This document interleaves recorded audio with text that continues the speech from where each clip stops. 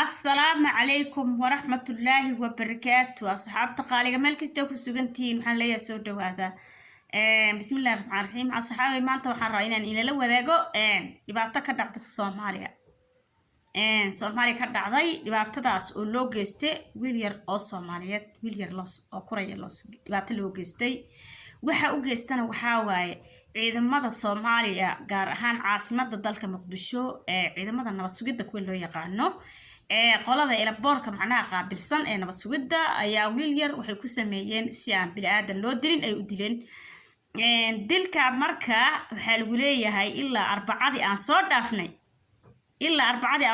ilaa hadda dadkii dila waa la yaqaanaa wiilka mana loo soo qabanin waana ciidanka nabad sugidda waxa dhibka wiilka yar u geystay wiilka yarna ma ahan Quraydii Muqdisho joogta ma ahan wiil yar oo meelaha Sweden ka imaada waaya sigii hooyadiis saaraan xogtii sheekada ku maqlaayo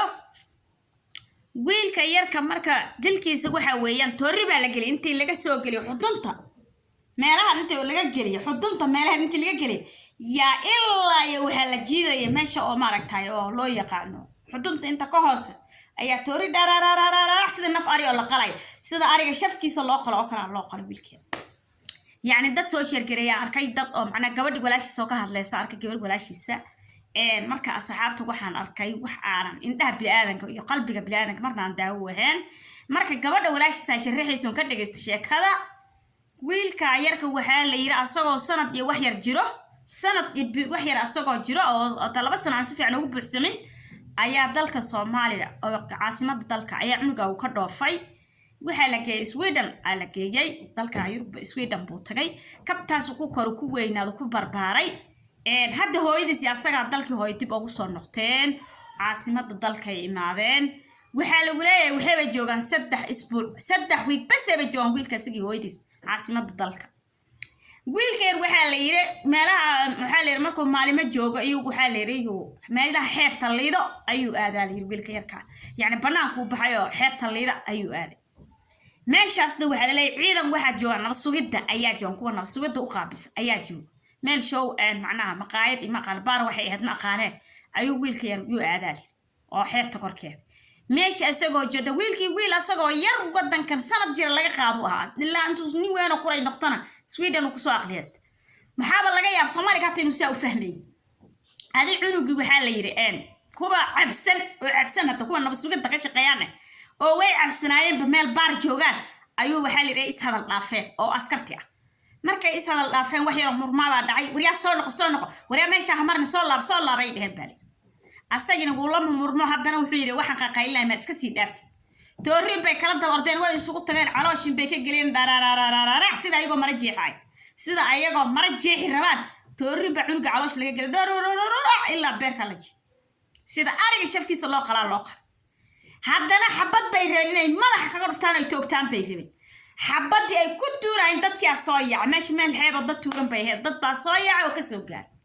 cunugii dhakhtar baa la dhigay koombu galay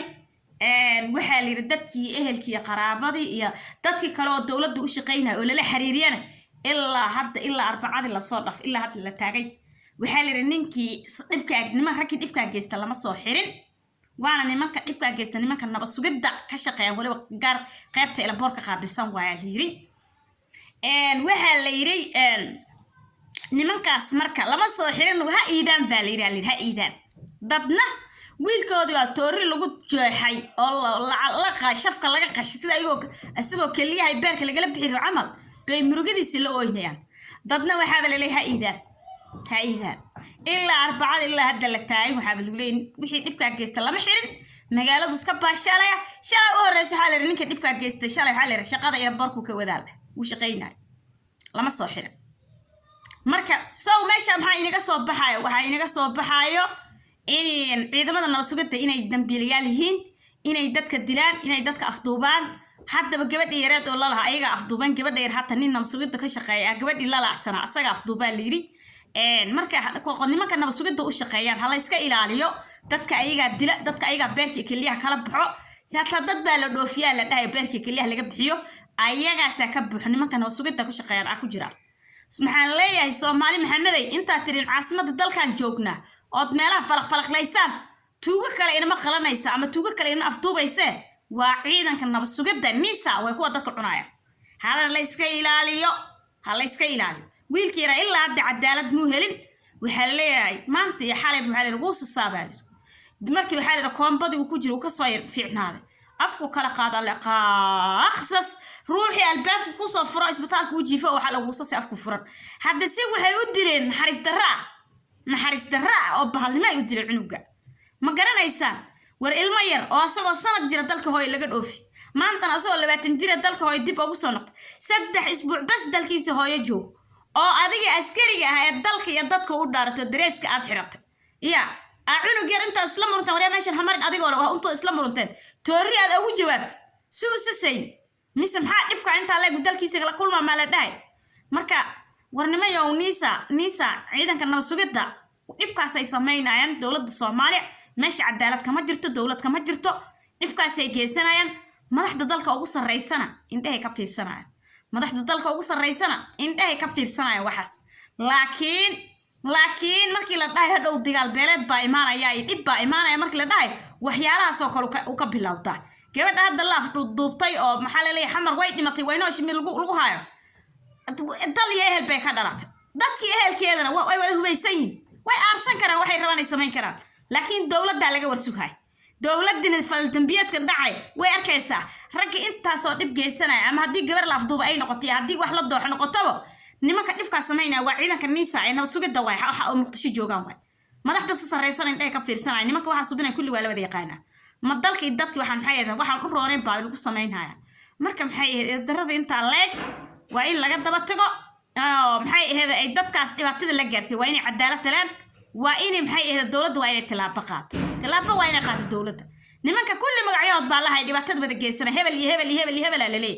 ma garanaysaa kuwa gabadha afduubteen kuwa wiilka ay toorida geliyeen oo caloosh jeexeen sida ayuu qalan rabay hadda toorida saas looma gelin hata waa lagu soo jeexay sida maartan ariga markii la kala dhambalay calooshis ariga soo shafka inta laga soo bilaabo saa looma qalo sidaas oo kale wiilka loo qalay ma garanaysaan marka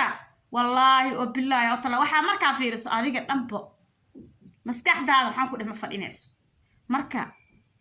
hadda waxa ka jira dalkan iyo dadkan ilaahay baa u maqan dalkan iyo dadkan ilaahay cadaalad ka siiyo ciidankii dalka iyo diinta u dhaartay ayaa dadka cunaya ayaa dadka qalanaya goormay cadaalad helayaan Soomaali goormay cadaalad ilaahay oo dalka iyo dadka ilaahay dadkan adiga u maqan rabbiyo marka asxaabay iid mubaaragna waan in leeyahay hadda waad iideysateen Allah ila iideeyo anu iid maxaan dad la qalqalay baan Facebook ku arkay oo ciidankii idlaa ee nabad sugidda ahaa ee loogu talagalay yani masiibooyinka inay ka hortagaan ayaga ay dadka badbaadiyaan la rabay ayaga wax cunaya wax afduubanayaan goorma assalaamu calaykum iyo iid mubaarag aan ina dhaha hata wallahi ma dhigi kari murugada markaan arkay ani salaadigiid hata kama waxbo marka